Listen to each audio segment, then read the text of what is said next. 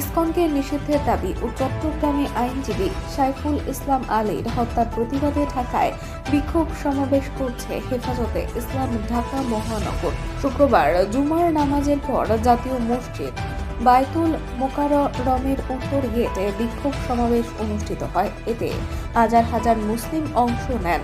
মিছিল থেকে ইসকন নিষিদ্ধের দাবি ওঠে। এর আগে বৃহস্পতিবার জামিয়া রহমিয়া আরাবিয়া মোহাম্মদপুরে হেফাজতে ইসলাম বাংলাদেশ ঢাকা মহানগরের এক বৈঠকের সিদ্ধান্ত হয়।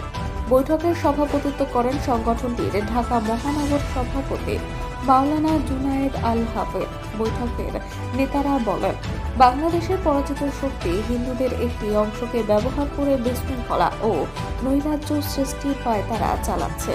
এর অংশ হিসেবেই দেশকে অস্থিতিশীল করার অতৎপরতা চালাচ্ছে ইসকন। গত মঙ্গলবার চট্টগ্রাম আদালত প্রাঙ্গণে আইনজীবী সাইফুল ইসলাম আলীকে যেভাবে কুপিয়ে ও জবাই করে হত্যা করেছে তাকে গৃহযুদ্ধ বানানোর অপপ্রয়াস চালায়।